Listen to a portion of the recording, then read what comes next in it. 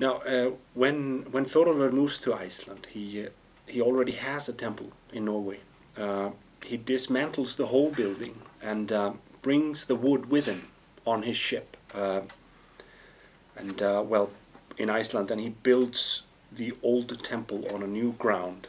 What do you make of this? Is this something that would have happened in real life? Did the settlers bring their houses with them to Iceland? It's possible. I have not gone into the archaeological record sufficiently, but certainly they would bring timber quite often because it wasn't readily available. I think in this particular instance there is another factor. It would appear that he is a kind of pagan double for Moses.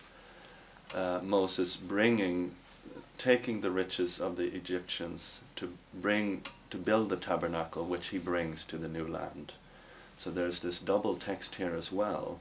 Thorolfur is doing the same thing, taking the temple from the island where the first church of Norway would be built to this place where later a convent would be built. So there seems to be a parallelism that also has to do, at least partly, with the Christian perspective on the pagan past as well. Then there is the issue of the high seat pillars. We get the information in Eyrbyggja that Thorolfur throws his high seat pillars overboard on his ship and declares that he is going to establish his new home where the pillars come ashore. What do you think is the idea behind this description? I'm not sure, but it is clear from this saga and many other texts that high seat pillars were accorded a very strong symbolical value. Whether they actually would have done this, I find that that's quite possible. That they would have floated against the stream, as we read in the sagas, I'm not so sure about. But there are other instances as well. For example, Ingólfur Arnarsson, the first settler of Iceland, did the same thing. Yeah, so they may possibly have done it. Then there is the scholar Jonas Wellendorf has noted that there are some parallel instances of similar behavior in some saints' lives. They do it with church doors. Mm. So there may have been similar motifs floating around. Yeah. Nonetheless, it's quite possible that these were strongly symbolically loaded and that they actually would do something like this as an omen for good luck when taking land. I'm not sure that we can say for certain yes or no. Yes, Eyrbyggja Saga is one of the few instances we have among the Icelandic sagas where there is reference to human sacrifice.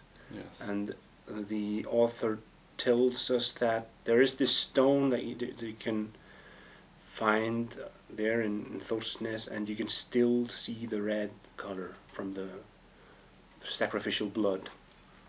Is that a specific? Is that description of the stone something unique in the saga literature? As far as I'm aware, it is, but it's not unique in Old Norse literature. But not the literature we normally think of as saga literature. We also get it in a text about the Holy Land, where it is said of the stone where the cross of Christ stood, that it is still red.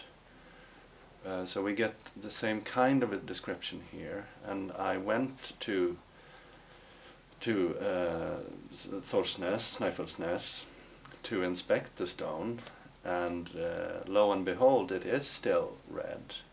There's iron oxide in the stone.